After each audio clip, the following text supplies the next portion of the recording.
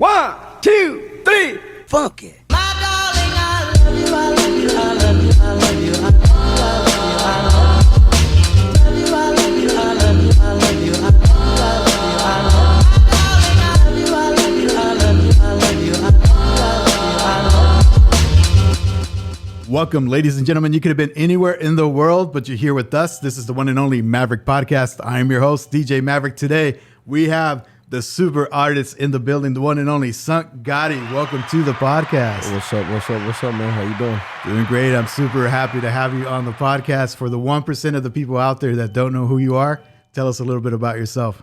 I go by Sunk Gotti. I'm an artist, up-and-coming artist here in Oklahoma. I've been painting for about 11 years. Okay. 11 years, off and on. I see. Stuck it to myself probably about 2 years ago to chase my own dream. Cool. I see you repping the LA, so I'm assuming born in Cali or what? Yeah, born in California, back and forth since I was about 10 years old. Okay. Had a father. My father, he died out there when I was about 9. Moved back out here when I was 10. Been back and forth ever since. Sorry to hear that. Man, I appreciate it. I got grandparents that retired from General Motors out there, so I go back and forth to visit them most of the time. What part of Cali? Dos Palos, California. Dos Palos. Where's that around? What are some of the cities around there? Oh man, we're literally right in the middle of it all. Yeah. Right in the middle of the west and the east. Okay. Yeah. Okay. So get a little bit of everything. That's good. Ocean about an hour away. So. Okay. Yeah. So what were your influences in Cali? Like, what are we talking about music-wise, hobby-wise? Were you into the surfing? Were you into the music? Like, let's get into a little bit of that Cali life. Yeah, man. I was raised around a lot of artists, a lot of people that like to tattoo, a lot of people that like to, do graffiti, street art. And I was mainly into that, just watching a lot of people grow up, man. I was never a outdoorsman, until Never surfing. Nah, never surfing, man. Yeah. Walk the beach and things like that. But nah, mainly just watched a lot of people do art, man, and it inspired me, over the years. And I think I was about 14 years old when I started doing it on my own, started taking it on my own to do it on myself, do it myself. Okay, cool. How did you sort of discover that you were, good at art? Like, you just started scribbling or tagging? I think I was in summer happen? school. I was in summer school one day. I think I was about 16. My mother never let me fail the grade. Oh yeah, yeah, man. Okay. I failed one time, and then she put me in summer school, and we just started drawing, and then I started going down the stairs, and I looked at the picture, and I'm like, man, I'm actually pretty good at this, and so I took it upon myself. I'm like, man, just keep doing it. So I just started doing it, and then I think when I turned about 20, I had stopped, and then I was like, man, started, working for people, and then one day I was at home like, man, I need to chase my own dream. I see everybody chasing their dream, everybody living their life, and it was inspiring to myself, Nobody ever, seen any quotes or no videos. I just always told myself, inspire yourself. So seen drawing, and I thought it was a good hobby for myself. Got it. What did mom think about that? You're talking about her always pressuring you for the grades. What did she think about you being an artist? Oh man, I got in lots of trouble when I was young. Lots of trouble, man. Doing graffiti, man, and that's why I started taking it upon myself. Chase your dream, because I would always get in trouble, and she would always look at me like I'm a bad kid. She didn't raise me that way, and things in that nature. So I just took it upon myself, man, to be a better person. Show her that I'm not that just guy who just tags in the street. You know? No brothers and sisters, just you or what? Yeah. I got 2 brothers. I'm the middle child. Okay. I got a younger brother. He's a welder. I got an older brother. He's a manager at Hobby Lobby. Cool. So you're kind of the artist of the family. Yeah, man. I'm the artist of the family, man. They all want something. They come to me and, hey, draw this, hey, paint this, hey, draw this. So it's inspiring too as well, you know what I mean? Yeah, for sure. What is your favorite medium to get your art down? You rather do paper? I know you're big into murals and all that stuff. Yeah. Man, what do you prefer? Markers and paintbrushes. Yeah, so marker on a paper, then from there I gotta find a wall, or I gotta go look through my DMs to see if somebody wrote me. Sometimes the DMs, they just flood with paint this, paint that, paint this, and I'm just like, sometimes that you got to go through them and see which one, that's prefer you, because other people want things out of your medium, and so you have to, you don't want to go above your ground where you're not there yet. You know what I mean? So I respect boundaries and things like that, or what people want. A marker seems a lot permanent to me. If you that doesn't allow for a lot of mistakes. How do you do that? Nah. See, that's a good. You make a good point there too. Yeah. So I just go, and even if I see a little critique myself, I just keep going. I just go. Yeah, I see one little mess up, I just keep going. I still go. I don't stop. I just keep going still. Yeah. On to the next page, but I don't turn the page until I finish the whole page. Got it. Regardless if I mess up. We'll put some of your IG stuff in the video and post. I appreciate that. I like what you do. Like, it seems like there's a lot of patterns in your artwork. Yeah. Tell me a little bit about that. Like, why do you always sort of gravitate to patterns? Right. I used to, write with spray paint, and so like in spray paint there comes caps and things like that, and it goes from like skinny to fat to skinny, and I always like the big to little. So for some reason a brush always glided to me to go big to little, and then one day I was just like, I like this pattern that I did, and then it just stuck with me, and I just noticed that that's what I wake up and I love to do. Okay. Like I think about it when I sleep, or I stay up until 2 a.m. painting this, like patterns in that nature, man. And it's something that I wake up and want to do. Like that pattern that we're talking about is something that I wake up and I want to do, and I want to keep doing it. It's not nothing that I don't wake up and I'm like, I got to do this pattern today. And they say like, I've got it a few times like, why don't you do a different pattern, or why can't you do this or do that? But, did Nike change the way they did their label because somebody else critiqued them, or did Cause do his X's different because somebody else the way he did it? Did he quit drawing dolls because somebody critiqued him just drawing dolls with X's and I's, So I don't let that bother me. I don't let it get into my head. I just do what I love to do. Do what chases my dream. It's almost like going to become your signature then. People are going to see it and be like, oh, this is a Gotti. Right? There you go. Yeah. So I always thought of it that way too, like make a signature for myself, be able to at least stamp it somewhere in the future. You know what I mean? Yeah. Tell me why Sunk Gotti. Where does that come from? So I think I was about seven, and I was at the spa in California with my grandparents. We were swimming. They were doing their whole thing. And tell me you're about to drown. I drowned. Yeah, no way. I drowned. But the thing is, I drowned because I had a cast on my leg. I had a broken leg, so I couldn't even swim. 7 years old, cast on my leg. I was just dangling by the pool, and I fell in and I drowned it out. And so that's the sunk part. Lifeguard had to save me. Had to save me, and they called me Sunk ever since then. All my boys down in California call me Sunk, and never faded away. Never faded away. And then the Gotti part, what? John Gotti. Yeah. John Gotti. Yeah, I watched a lot of John Gotti movies and a lot of things in that. So it just stuck with me. Everybody just called me Gotti. Everybody called me Sunk Gotti. That's cool. Like, it's memorable, right? It's gonna stick with you. Yeah. It sticks with me. It sticks with me. I got it tattooed on me. I think I got Sunk tattooed on me about 3 times. Okay. Yeah, it's a name I've always stuck with. Cool. What are some of your influences, like as far as like painting and art? Like, who do you look up to? Really, I don't really have anybody that I look up to. Yeah. I got good friends, good artists.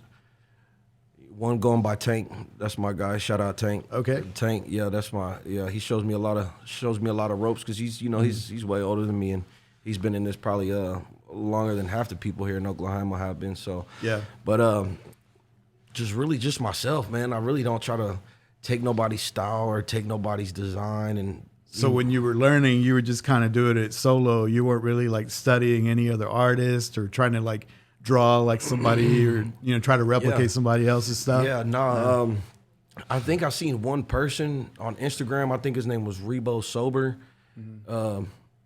I seen his style, and I'm like, I got the same type of rep style. Like, we got the same calligraphy style, the same type of pattern. So, but he does like different art, like abstract calligraphy, and so I see some of his stuff sometimes, and I mean that inspires me, to do to make more different patterns, to different ways and such thing. You know what I mean? But in reality, it's just myself. Really, I like doing my own pattern. I like waking up doing my own thing. I want to be able to, I want people to take my pattern. Yeah. Be able to be like, hey, this is his style. You know what I mean? Yeah, I hear that from musicians a lot. They're always like, I don't really like to listen to anybody else's stuff because I don't want to be influenced by them, right? Like, I want to just be in my zone and do my own thing. Right. Kind of sounds like you got the same thing going on there, right? Yeah, that's just how it is. I just try to inspire myself, you know what I mean? Just get myself going so that way I don't have to look for anybody to go to, or like, what if somebody don't post today, or what if somebody don't write a quote today, or what if somebody didn't draw today. I just, you don't want to wait for those things or wait for a time. Time is short, so I just get to it and do it myself. You know what I mean? Yeah. No time to waste. Okay. So you said that you were going, Cali, Oklahoma. Yeah. How'd you land on like kind of sticking to Oklahoma? So most of my family is here. I have my grandparents and their family out there. Like their aunts and their uncles. But mainly my parents are out here. My mother, she was out here. She's still out here. And I had a daughter about 6 years ago, so kind of kept me down here. And so she brought me down to earth. So, yeah. I see. I've been here since then. Yeah, because a lot of people might say, like, if you're into art, it might be easier to do it out of Cali. There's, so much, like, going on. When you think about art, music, or whatever, it's either Cali or NY, right? And we were just talking about that today, me and another guy from California. They say it's kind of, it's easy because you are in California to get noticed and things like that. But there's a lot of competition out there that you have to bypass, that you have to, you have to wake up every day. You can't, there's no time to play. There's no time to sit around. There's bad people out there. They're like nice artists out there. Here, I feel like it's a bigger opportunity because there's only a handful of artists that are willing to take themselves to the top here. You know what I mean? Yeah. Shout out to every artist that's here. And they want to see themselves striving. So, there's all these places that are, up for paint or ready to paint, and they want to take you out of town, and they notice that there's talent in Oklahoma and things like that. And so I just feel it's easier to get noticed here in Oklahoma. There's probably about 10 artists that really just, chase their dream here that I've seen, you know what I mean? And and it's not that hard to get noticed here. Yeah. And I'm always impressed with every time I meet an artist around here, because you guys have a community. I mean, we were talking about before we started recording, Jose Scott, some of the people that I've had here on the podcast. So you guys are like super close, and it almost seems like you guys help one another versus like looking at each other as competition, right? Yeah. So I buy spray paint from his shop that he works at. So when I go over there, I'll see him, and we'll exchange a few words. And or when I go out to, like, I see a few mural paintings out in a few places, I see him out all the time. You know what I mean? And then I'll see Natalie. She's always posting on Instagram, so I'll always see her out there posting. And it's always good to see artists, even around town, post all the time, and you get to see their artists. That's what I tell my guy Tank all the time. He's a good artist, but he needs to post more. Yeah, it's almost like a job in itself, though. If you want to be active in social media and do all that, like it's a lot of work. That's very true. That's very true. Yeah. It's a lot. I could say that for myself. Yeah, just knowing how to crop videos, make videos, edit the videos, what angle to take, what way to push around to get people's attraction to definitely want to click it and things like that. Yeah. Tell me about your first project that you did here in Oklahoma. Do you remember sort of your first project, how that came about? Like, how did that opportunity come over? So, you don't like to, I guess, some people don't like to, but they say don't knock on doors, don't go knocking on doors, let the doors come knocking to you, for the artists and things like that. I seen a dispensary, and there was nothing on it. It just looked just bare. Bare. There you go. And I think I walked up to it, and I was like, man, what's up, man? Y'all need some art on this thing, man. You know what I mean? And I just took it upon myself, like, just go ask, man. You know what I mean? I'm like, forget it, go ask. So I went and asked, man, and then ever since then, man, it's been just uphill from there. Yeah, man. Okay. Ever since then, I just couldn't even stop, man. I just couldn't even stop myself, man. I catch myself going to sleep at 2 at night, just marking on paper or painting. Yeah. You know what I mean? I'm up late, and then I wake up, early, like 8 to go paint somewhere else, or 9 to go paint somewhere. You know what I mean? It's just nonstop for me. But yeah, it was a dispensary. Seen them, asked them, got it. Took off. That's cool. Just like, like you were saying, a lot of people might be afraid, or, they may not be sort of like confident enough to go just, cold call somebody, hey, I'll do it for you. Yeah. Like, did you have an idea when you approached them what you wanted to do, or you're just like, hey, if they say yes, I'm just gonna wing it? Of course, I was kind of nervous. I was wondering if they were gonna be like, oh, can you do this, this, and this for us times 10? You know what I mean? And I asked them, let me do my design in the lobby. Let me hook it up. Let me see what y'all think. So I did the design in the lobby. Then they ended up wanting me to do the whole back area too. Okay. But yeah, I approached it with the pattern in my head, the design that I keep doing, that I'm doing everywhere, my calligraphy design. And then from there it just took off. I'm like, man, this is for me. This is me. This is my fit. This is my fit. This is my calling. Yeah. Walk me through your creative process when you're about to do a project.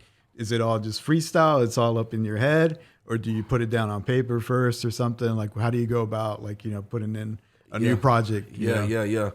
it's all in my head. I know there's a lot of people that I'm old school. Yeah, I'm old school. I know a lot of people use Procreate and they use an iPad. Man, I'm old school. I just go straight. I go straight in and I go straight forward. I might have an idea like in my head of like, all right, I want to do this, or I'll think overnight or a couple nights before I want to do it, and I'm like, all right, this is an idea I want to do, and then I'll double ask myself the next day or two, you know, before I go in and do it, just to, you know, basically ask myself, reassure myself, like, all right, that's the design you want to do.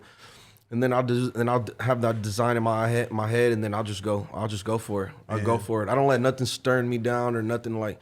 I don't let my pride or I don't let nobody's thoughts get the best of me. You know what I mean? I just go for it. I shoot for it, and to say the least, you know, it always turns out good. Yeah. In my eyes, you know, that's just me, my opinion. But yeah, man, it just comes in my head. How do you communicate that to the person that's hiring you though? Because if it's all in your head, like how are you just like, hey, just trust me, it's gonna be cool, or do you just explain what it's gonna be? Like how do you like? Because they have to see the vision too, right? Of course. Sometimes I mean, people will give me an idea, and then I'll run with the idea and throw my emphasis in on it, and then they'll be like, "Oh, that's bad," you know. I'll explain the idea to them, you know. I'll explain like I'm gonna do this, and then I'll do that, and then they'll be like, "Hell yeah, let's see that, man. Let's that sounds great." And they'll be like, "Can you do it in this color and this color?" That's what makes it even better for them. If you could do it in their two colors, or their single color, or their pattern, and I'm like, "Oh yeah, let's do it." But they're never like, "Hey, can you just show me a little drawing or show me something?" No. I guess my work speaks for itself. You know what I mean? Or you know, they see my Instagram, or it speaks for itself. You know what I mean? Like today, I was supposed to do some work. But, we were going back and forth because your schedule was kind of crazy, so we were trying to figure out what day it was going to work. Yeah. And so, man, my head was everywhere this morning, man. It's just a lot of work to do today. I had a lot of work to do, a lot of things around town, a lot of things I had to go check on, a lot of inquiries, and so I actually just let them know like, hey man, one of the shops I need to paint, I'll just be in tomorrow, and so I made it here perfectly on time. I appreciate that. Because a lot of people probably think, you're an artist, you get to set your own schedule, but they don't see the hustle and grind behind the scenes, right? Like they just see the end product. So tell me, day to day, what does that look like to you? What's sort of like your schedule? Like you're looking for clients, you're probably like, communicating back and forth, then you got to actually go do the art. Walk me through a typical day. So, you get an inquiry, or from one of the previous shops that I painted, somebody will write me and say, hey, can you come give us the estimate? And most of the time out of the day, I'll get like 2 or 3 of those. They want you to come estimate or come look at a shop, or they want you to come, I've had a few even ask me just to paint a wall single color, and I kind of don't go for that. I mean, I let them know too, that I'm more of an artist, that I would rather, bring it to life than just paint a basic wall. Sure. So they're just like a regular paint, like just paint this one color. I've had that like once or twice, man. I've had it like once or twice, man. But you're like, have you seen my Instagram?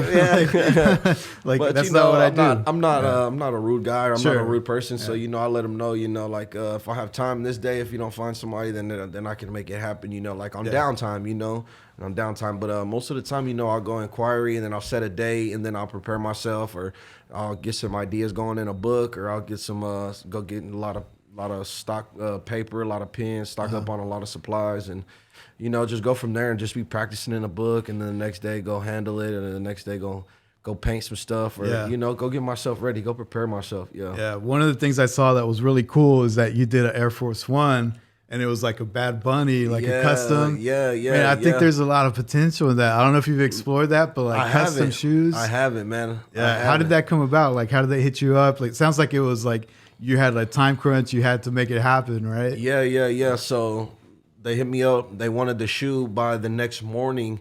And then I think it was like during Christmas or something. Yeah, it was actually going to be a Christmas present, because one of their daughters were going to Mexico for a month or so, and they wanted to get them the shoes.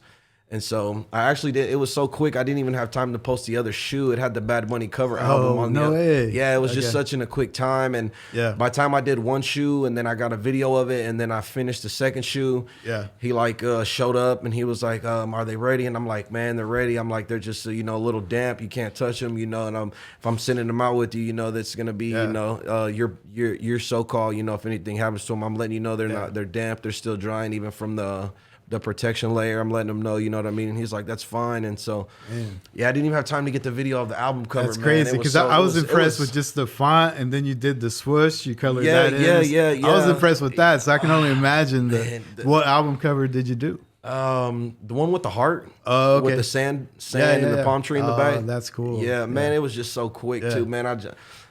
I'm sad myself. I didn't get to get a. So you didn't get any picture? Nothing I didn't get out of it? nothing. It was so quick. It was crunch time. Yeah. But what a customer wants, the customer gets. You know what I mean? So it was crunch time. So I made it happen for him. Was that your first pair of shoes that you did? That was my first pair of shoes I've ever did that I've ever laid hands on. And it was that. Man, I appreciate that, man. I think it was so nerve wracking. This, getting a brand new pair of shoes and that. No pressure. We're talking about the markers. Like here you have brand new fresh pair of Air Force Ones, right? And I got all these paints lined up, and man, I was nerve wracked at the time. No stencil, no nothing. You're just let's just go to work. No stencil. Yeah, man, I was just I was a little nerve wracking because I was like, man, I don't want to. It's a daughter for a present for a daughter. Fresh Air Force Ones. Never did shoes, you know. But I don't let nothing get me down or nothing scare me away from opportunities or trying new things. You know what I mean? I like trying new things. That's cool. There's a guy on Instagram that's all he does is just custom shoes. I can't remember his name, but when I find it, I'll send it over to you. Yeah. Please do. I think you need to explore that because the whole like sneakerheads, like all that, like that's a big market. And I don't know if you enjoy doing that, but if you enjoy doing that, that's like a cool way to put two things together if you're into shoes and art, Yeah, man, I enjoy paint. So, if somebody ever even came with me as shoes again, or I seen more ideas or multiple ideas, and I'd be ready to do it. You know what I mean? And I've had somebody approach me and want Michael Myers on the Vans, or they wanted them on some Nikes, and gave them a quote and things like that. But man, it's a little nerve wracking. You know what I mean? Because new shoes, you know what I mean? But I guess I'll get comfortable like I would a wall, new wall. Because I guess a new wall don't scare me. You know what I mean? I love looking at a new wall ready to bring it to life. You know what I mean? So you're into like sort of murals, right? But then you're also doing some side projects. Talking about some of those side projects. What else do you do besides murals? Yeah, like are you into art shows, stuff like that, or? Yeah, I've had about 2 art shows that I went to that I've done so far. I'm only up and running for about like 1.5, 2 years, since I really started taking off for myself. But I think I went to 2 art shows, but I'm never one, not to say it's bad for anybody, but to entertain an art show. Not that they're not good for me right now or anything like that, but I think it's more of for me. I'm old school, so I guess I'm more of I got to get in the routine or the feel good of things like that. I like just painting for people. You know what I mean? Not to say like I don't like to go show art and see if anybody's gonna buy my art or you have to purchase your way into there and so many canvases and such so on and things like that. And so not more of afraid of somebody not to buy my art, but more afraid of like just showing up and then like making myself feel like I didn't do good for myself. Okay. You know what I mean? On side time, like you asked, man, I just I paint canvases. I'll paint canvases for somebody, or somebody will want the design for a tattoo, and I'll draw a lot of calligraphy design tattoos, stencils and things like that, man, for certain people. You know what I mean? Certain buddies, like my brothers and things in that nature. Cool. So you do enjoy canvas? You don't feel like the canvas sort of limits you just because it's smaller? Like you enjoy doing stuff on canvas too? Yes. That's a good question.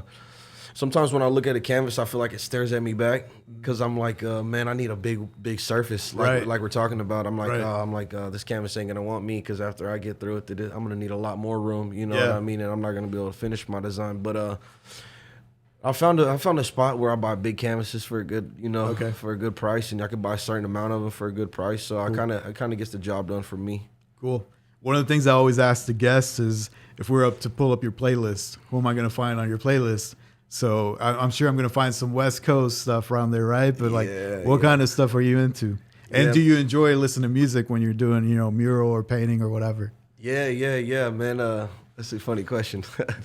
I'm different. I guess you could say, man. I like rock. I like rock and rap and old school. Okay. So I like a lot of like Ice Cube, Snoop Dogg, Larry June, Fleetwood Mac. Really? Yeah, okay. Metallica. Chili Peppers? Red Hot Chili Peppers. Yeah. I love them.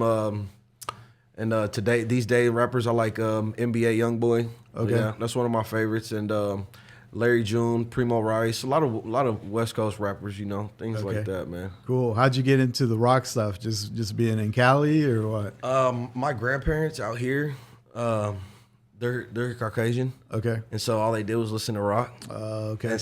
And I got into it, and I ain't gonna lie, like I fell in love with it. I like rock, and I don't care what people think. When I'm playing rock, people, people. I got the run right here. People look at me and they're like, "Is he listening to rock?" And I'm like, just jamming out. Yeah. Have you been to some rock concerts? Man, I haven't, man. No? That'd be one thing on my bucket list I would love to do, man. Yeah. I want to see Metallica. They've been overseas forever, but I think they're starting to tour in the U.S. Man, see, I didn't even know that, man. Yeah, you need to look them up because I think they're, forever they were just doing, they're big overseas, right? Right. But now they're starting to come back over here. So definitely want to catch them before they decide to retire or whatever, because they've been at it for a while, Man, see, I didn't even know they were overseas most of the time. I guess I think every band travels everywhere, but I see Metallica play on a lot of ships. They play on a lot of battleships and things like that, man. I see them like playing UK and London, but they're real big into artwork too. Like their last album, like the artwork that goes with they make like a special edition vinyl with all the artwork and the packaging. Yeah, they're into that. Yeah, I actually got one of those, man. Oh, you did? Yeah, man. It's like a collector's vinyl, right? Yeah. I guess people only certain people will know about those certain things and things like that. But yeah, man, the art cover draws me and the band on top of that, so it's just like a plus for me when you get the vinyl. Cool. When you're doing your art at a place, a location, you have headphones in, you're listening, or you have a boom box. Like, what are we talking about? Most of the time, headphones. Most of the time, headphones. I got the headphones in, or like they'll leave you the shop keys, and man, I'll turn the TV on, and YouTube it is Metallica just late night jamming, or a lot of Larry June just cruise through the night. You know what I mean? Okay, cool. So, tell me a little bit about like what you do to sort of like set yourself apart. Like we were talking about, being a big fish in a big pond versus being a big fish in a smaller pond, right? But I think both sides you have to be a little bit different, right? To stick out, right? Especially in the age of social media where everybody short attention span. You don't catch that attention span in 2-3 seconds, they're on to the next post, right? Right. There's one thing, and like you mentioned about posts, people get nervous or they care what other people think, what I mean, in that nature. But man, I try to get a lot of advice, man. Like I said, from Tank, man. Tank, he's been in the game a while, man. He gives me a lot of advice, man, on certain things and like what doors to knock on, and customers, that you should how to approach them and things like that. You know what I mean? And I try to get a lot of game from like the older people or the people that have been doing it for a while. You know what I mean? Yeah. So that way you could where the misses are that you can hit. Okay. Or where you could step up where somebody didn't want to step up, or you could take the place where somebody's place is needed to be taken. You know what I mean? Like if somebody didn't want to do this job, send them a DM or go write them, or get some game from like the shop. They'll explain to you they wanted this and they wanted that, and you just be like, oh, they didn't want to do it for this or that. You know what I mean? But one thing, they try to tell you, I've heard from a few artists, is just like, don't lower your price, because a lot of people water you down. Right. A lot of people try to take advantage. And if you don't value yourself, they're not going to value your work, right? Right. And then they think you just, they can call you anytime for some big job for little money. Yeah. You know what I mean? So just trying to get a lot of game most of the time, really, from like the elders or the people that's been in the game for a long time. Okay. Was there ever sort of a point where you're like second guessing, like, hey, maybe I can't make this art thing happen, right? Like maybe there was a time it was slow, or was there ever a time that happened like that in your life, or what? Yeah, I think, just, even when you just start, like even when I just started, and I did after I did the first shop, I'm like, is the second shop going to come, or is it going to take forever? Is that going to make myself feeling like, oh, this ain't going to work out. You just got lucky, or you just, it just so happened, or they needed something painted, or man, it just, I just thrive. I thrive to be better. I thrive to be successful. You could only want to be successful if you want to make yourself successful and wake up in the morning. You know what I mean? And so, I had doubts. When I first started, man. I had a lot of doubts, just, people's thoughts. I really cared about people's thoughts when I started, does he like this or do they like that? And it's just like, man. And I'm sure you had people that were like, downing you, right? Like, hey, that's cool. You want to be an artist, but maybe you want to have a plan B. Maybe, it's hard to make it as an artist, right? Right. I make sure there's no plan B. I make sure it's just a plan A, so I stick to my plan. Yeah. No plan B, just Okay. plan A. Only Got it. plan A. Stick to my plan. Go. Don't stop. Yeah. Don't let nobody critique you. Don't let nobody stop you. Just be yourself. Be successful. Want to be successful. Be motivated. Be able to wake up in the morning. I know that's the hardest part of everybody's day. Yeah, for anybody's sure. day is getting out of bed. Yeah, but I always hear that if you do what you love, you'll never have to work a day in your life. Is that true? Or is there sometimes like, I got to do art, but I still got to do art at like 7 a.m. or whatever, right? Yeah. There's those things. There's those. You have those days. You have those days. You have those days. But it's only up to you and how you feel. You make yourself feel that way. You choose to make yourself feel that way, and you don't have to. You can make yourself feel, better about, wanting to wake up and be better. You don't have to wake up, I got to do this today. Oh, this is going to happen today. You could just wake up and want to strive to be better, want to prosper to be better and successful, Yeah. I saw a post the other day. It was like, would you rather have $1 million or would you rather have the same knowledge you have today, but go back to when you were 6 years old? Which one are you taking? It's an interesting question because $1 million is like, it's life-changing, but it may not like last your whole life if you don't know how to manage it, right? If I knew what I knew at 6. And you could redo it all, right? You have the same knowledge you have now, but you're like basically a reset. You get to do whatever with the same knowledge, right? Right. Man, yeah, I'd probably go back to 6, man, if I Go knew back what to I 6. knew I now. think I would go back too. Yeah, man. There's a lot of, I mean, even, not even to say that you don't even necessarily, have to go back to 6 to be successful. You can still be successful today in the day and age you're in now. You just got to find your rhythm, find your way. And, you don't have to look back at the past. Just look at the future, and look at what you can do for better yourself. Or, because if somebody asks you, what would you tell your old self, and you'd probably give them the advice, that you would tell your old yourself, your old 6-year-old self. But Sure. even you just gotta keep going, even though you just can't look at the past. Even though you hear about people doing this or people being a millionaire or people thinking this about you or thought this about you, you just gotta keep going, even though you're at the age you're at. You know what I mean? Yeah, but the question is you have all the knowledge. Are you going to do things differently now that you have the knowledge, or would you not change a thing because all the events that happened in your life sort of led you to where you are today? Yeah, I mean, that's a good one. If I had the knowledge that I had at 6 years old, I'd probably tell myself, just keep going. You're definitely going to be somewhere. Okay. You're definitely going to be somewhere if you just keep going. Just don't stop. But you don't think you would change like maybe a decision point where you decided to go one way and you could have taken the other way? Like you think it all just kind of worked out, huh? Yeah, man, I would just stick to art, man. I would just stick to art. I would that. tell myself, just stick to art, man. That's your calling. That's your thing to do is art. Okay. I like that. Now, you keep telling me that you're old school, right? But this world, technology, everything's changing.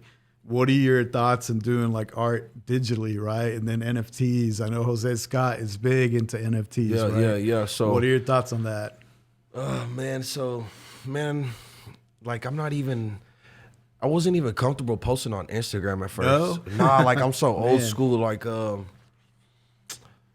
was more nervous of posting on Instagram, I guess you could say. Like I said, I cared about people's thoughts, or I cared like somebody would see it and be like, oh, that's shit, that's trash, or let's just go right over it to say we wrote over Sunk, or let's just go right over that mural that he did for this person, and then, things like that. I always had those doubts, but like I said, I'm old school. We always just painted, left it, went on about our business. We never took pictures of it. We never posted it. We never posted it on Facebook, Instagram, Twitter, whatever, all that, Snapchat. We never did none of that. We never posted that. We just always just flicked it up, took picture by it, or, painted, had fun, drink a beer or two while we were painting and left, you know what I mean? And was never into that. And so I finally got into that, and I finally was like, all right, posting actually got me a lot of business. I was going to say, you could be the greatest artist in the world, but if people don't know about you, you know, you're still the greatest artist, but nobody knows about you. Yeah. Right? So posting actually got me a lot of business. It opened up a lot of doors for me.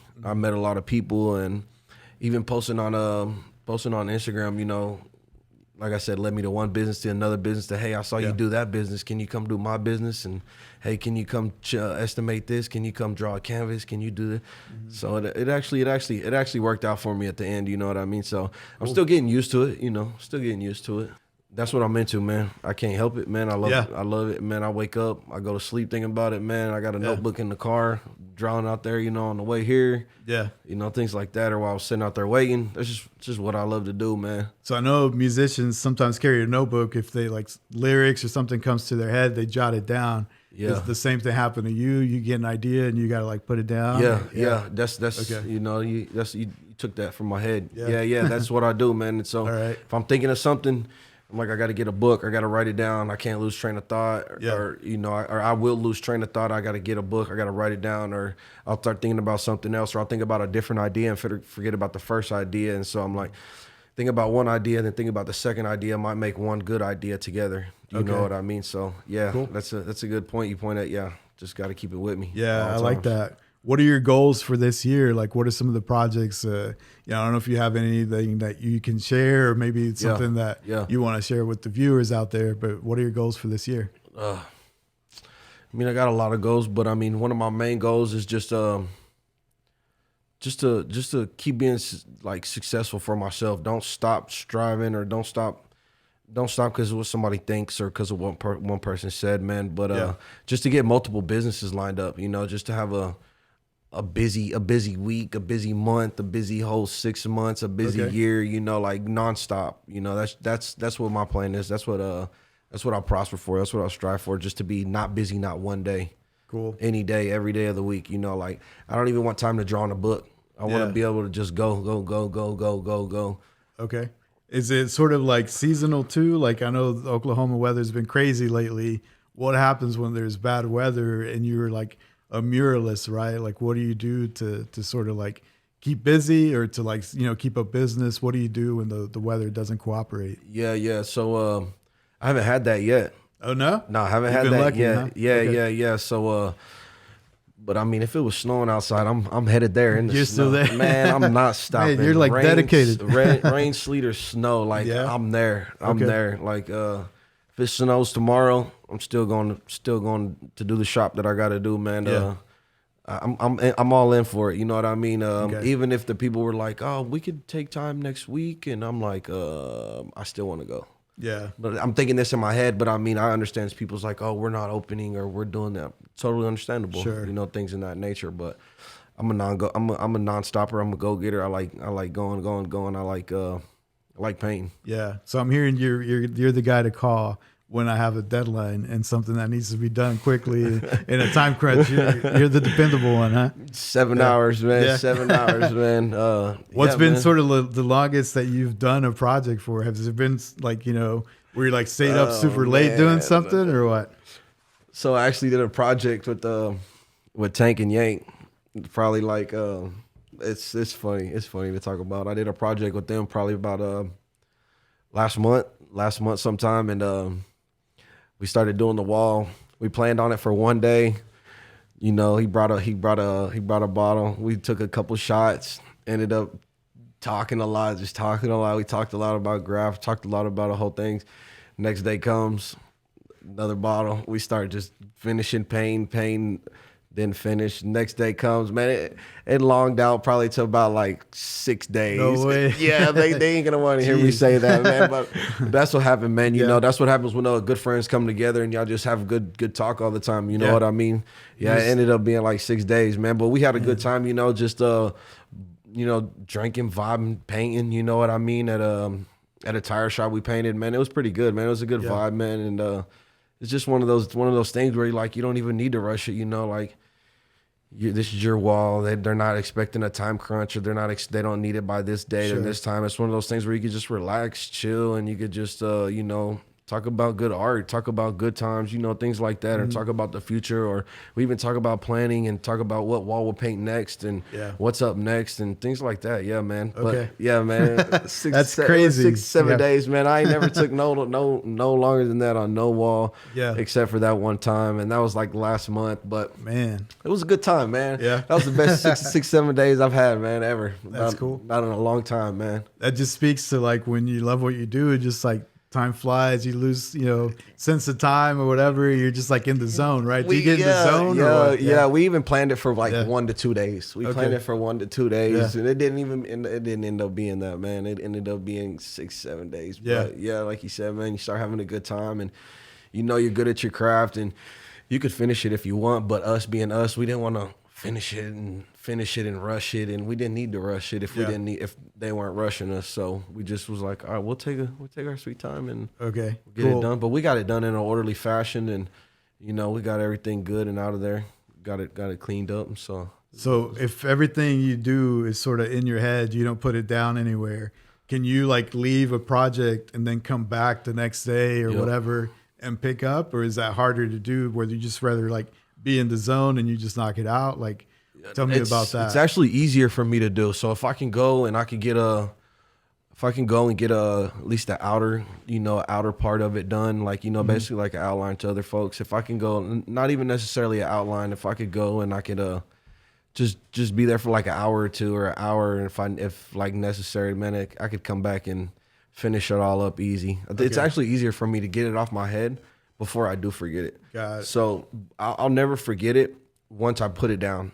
I feel like it sticks with me. I feel like I go to sleep or throughout the day, I'm like, oh yeah, that's that idea you were thinking about. Maybe you can add this into that idea. Okay. Maybe you can do this to that idea. And so you're leaving the project, but you're not really leaving the project. You're still like grinding up here. Yeah, right? I'm still grinding up here, and I kind of hate that about myself, because even at dinner, I'm like, oh yeah, that book. Man. Yeah, I'm like, it's hard to unplug sometimes. It's hard to unplug sometimes, man. That's a good way to put it for me. Yeah, man, it's hard to unplug sometimes, man, because I just like to go. And even if I'm not going, I'll hit Tank up and I'll be like, hey, what about this? Or what are you doing tonight? Go over, chop it up with him, and we'll go over just to hang out. We end up talking about paint. We end up looking at stuff on a projector to paint, or how we could paint stuff off of a wall. We start doing all type of stuff.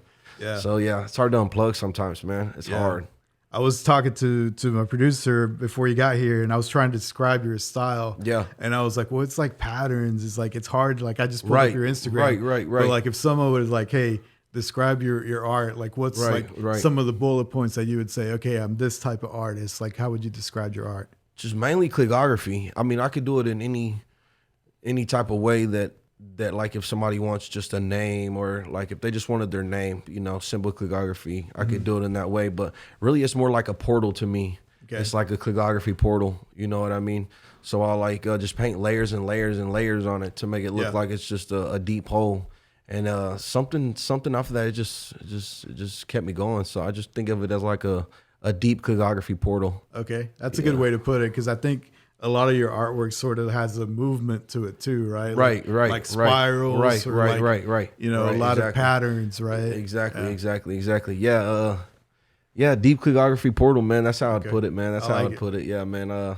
Just basically like putting a lot of calligraphy lines in a circle and making it look deep, the depth and things like that. And people, it pops out to the cuticle in the eye. Yeah, that's a good way to put it. I was trying to describe it. I was like, it's patterns. Like, you just got to look at it. I was like, let me just pull up his IG, because I was trying to describe it. But I think that's a good summary of like a calligraphy, like portal. Yeah.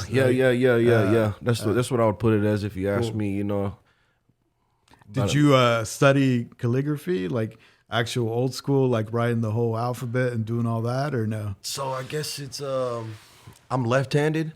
Okay. So I never liked writing regular alphabet.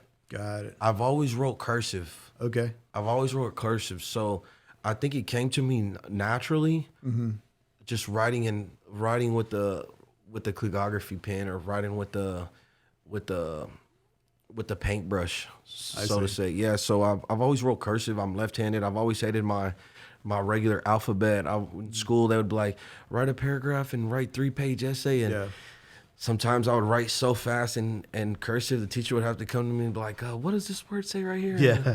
And things like that. I'd be like, it says forget, sorry. Things like that, man. But yeah, I write a lot of cursive. I still write cursive to this day with my left hand. Okay. And so I'm left-handed. So I think I get it from that.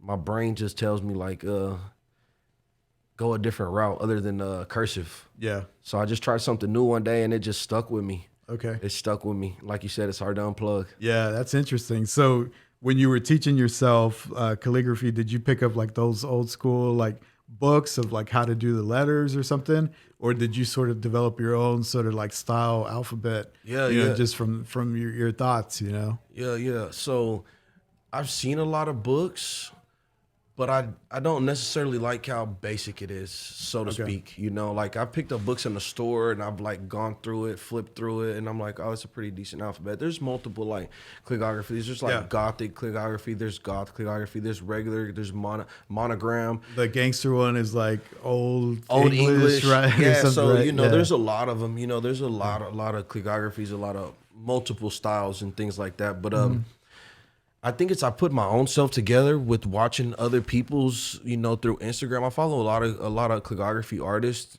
but I think most of them, they do their own style. Everybody does their own style. Yeah. And so like just seeing some of their style, and then I kind of look at other people's style, and then I kind of look at my style, and I'm like, all right, this is what kind of sets me apart from this person or this person. And so just running with my own style or seeing their little inf. I put their little inf with my inf, and just kind of brings my own letters together, my own style, things like that. Okay, cool. Do you travel a lot? Like, do you get like sort of commission work out of state that you have to go somewhere? Or? So I haven't yet. I haven't got any yet, man.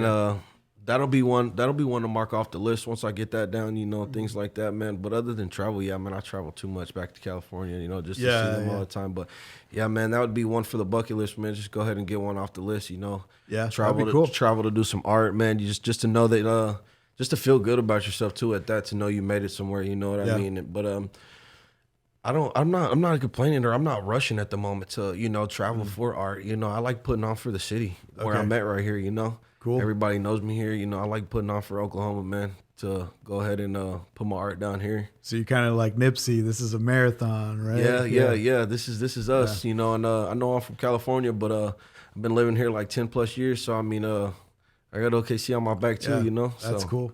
Do you have artwork in California? Any of those travels did you do anything over there? Or what? Yeah, I mean, nothing legally. Nothing legally. But, I did a few like dispensary walls, behind the walls, just so I could have some pieces. Oh, I thought you were saying nothing legally. Like you just tagged like a random highway or something. No, I haven't did that in quite some time, man. Okay. Yeah, man, I keep my head focused, man. Got it. I'm drug free and all that, man. So just feels good keeping my head focused, man. Yeah. Keeping head strong. Cool. One of the other things I always ask my guests is to tell me something about yourself that most people don't know about you. Yeah. So I'm going to put you on the spot right now. Yeah. So a lot of people don't know I like to cook. Cook? Yeah, really? I'm a cook. Okay. I'm a cooker, man. I like waking up to cook. I like coming home even after work. My lady, she's cooking. I'm like, let me take over. Let me cook. Nice. Things like that. I like to cook, man. My daughter, she likes to cook for me too, man. And I'm gonna have to tell her like, let me cook. Scoot out the way, lady. So I cook, man. I don't know. I love to cook. How'd you get started? How'd you learn? I'm afraid to cook because I'm like, if I make something to you might end up with some food poisoning or something. Like I'm not confident when it comes to cooking. Yeah. My mom not being home a lot when I was young, just her working and me just being there, by myself. I'm like, man, I got tired of noodles, or I got tired of just microwaving stuff. I got tired of seeing my brothers eat a pot pie, and I'm like, I don't eat those things. So I'm like, man, I gotta make something. So I started making food when I was probably about like 11 years old, 12 years old, man. I just threw myself in the oven, literally. Man. And I was like, let me cook. And I started a cooking page too, man. No way. Yeah, I started a cooking page on Facebook, Chef Gotti. Really? Yeah, man. I like. Is this an exclusive? Most people don't know. Hey, I mean, I started it up probably about like a month ago. I probably got like 300 followers on there already. Yeah. Really? And I ain't even sold food on there yet. I was just trying to make a menu at first, things like that, and just trying to find like if I got multiple talents, I'm gonna use them. I'm not afraid of that. I'm not afraid of that. You know what I mean? And I ain't afraid to let people know, like, hey, man, I like to cook. People like, you don't know how to cook. You like to burn the kitchen down. I'm like, nah, I heat the kitchen up. You know, I get it. So what's your go-to? You're trying to impress somebody. What's your go-to that you're going to cook? Oh, man. I like to cook oven roasted chicken with garlic potatoes, with some macaroni, some rolls. Okay. Yeah, man. Right. I cook some savory chicken. Cool. I like that. The whole TikTok thing is really big on the cooking side too. Right. I don't know if you've tried TikTok with your art or even like your cooking stuff, but so that might help it like get more exposure. Right. So I think I started a TikTok. I probably about when I first started.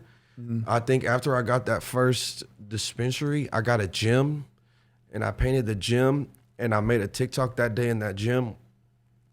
And I think after I posted like 1 or 2 videos, I just quit posting on there for some reason. Okay. I don't know why. Not that nobody said anything, or I mean there was just thousands of views on it, but yeah, for some reason I just went the Instagram route. I don't know why. I mean, you could ask me why, and I couldn't tell you why. I just went the Instagram route. It just felt more business type to me. Sure. But I know. I'm not saying TikTok ain't. TikTok is, people's got a lot of business and a lot of things on there. I guess I need to take more of that leap. I have a lot of friends that tell me that too. They're like, you need to just keep posting on there and keep posting. I'm like, all right, man. Yeah. So it's hard. I mean, you know, doing everything. Yeah, I was gonna say, like you said, it's a lot of work, you know, and sometimes, you know, I gotta watch over my daughter because, like I said, she'll be like, you know, she'll be trying to get slime or trying to get food everywhere, and she'll be trying to like put stuff in the microwave, or she'll try to cook things like that. Yeah. So I have to like draw, you know, and then like focus on like if I want to cook, or if I want to make this for a menu, or if I want to make this idea, or if I need to paint this canvas, or if I need to go watch a movie with my daughter, or, you know, what does she want, or you know, what am I doing tomorrow? Man, I always got a lot on my plate, but I ain't never scared to eat. You know what I mean? I just think that, you know, being an artist, visually, it just lends itself to like those videos on TikTok, right? Like even if you just did like a time lapse, and then you just put it to like a hot track that's out right now, like I think people would like gravitate toward like, oh, this is cool, right? Like, or even like, you know, like saving the video from Instagram and then going and posting it on TikTok, you know, things like that. Yeah. I think it's just like a lot of extra work, but I think I just need to put my mind to it. Okay. I think I just need to put my mind to it and focus in more on it. You know what I mean? And I think even the cooking stuff, if you could like, hey, like I'm going to give you the intro of like how to like get into cooking without being afraid. Cause like it's honestly, if you've never cooked before, like it's a little intimidating. Like you don't know where to start. You think you need like all kinds of dishes, or at least I do, right? Like, So all kinds of utensils. So I kind of feel bad for people like that. Like I want to just jump in there and be like, all right, you need to do like this, and you should do like that, and you should put this seasoning, or you should start here, take this out to cook this first, and then cook that next. Like I know steps like that. Like I just been cooking for so long. I just need to go ahead with it. But like you said, like there's people that are nervous when they get in front of a stove and they see all this food, or they like so intimidating. Yeah, they're like, where do I start? Where do I season first, or do I put too much of this? Or I ask my mom all the time, you know, she'll make tortillas or something, and I'm like, how do you make them? She doesn't measure anything, right? So it's just like a little bit of this, a little bit of that, and I'm like, I can't cook that way. You know what I mean? See, we're on the same page, me and your mom, because I'm the same way. You don't measure anything. I don't measure anything. I don't tablespoon, teaspoon, nothing out, man. I guess cooking so long, I already know how much seasoning, how much paprika, how much Lowry sauce, how much, you know, certain things, seasoning. I guess I just know how much needs to be in there. But when I do try new stuff, just trying to get the recipe right is really it. But seasoning's never been a thing for me. Okay. So when you're about to like, you know, sort of tackle a dish or something, you just go get the ingredients and then you just like freestyle? Or like, like if I need if something's cooked, or if I'm going, or I got friends coming over or something like that, you know what I mean? I'll just get the seasoning out, or go get the food I need. And I already know in my head, like I said, it's an idea in my head. It's a craft. So I'm like, all right, I need to put this together.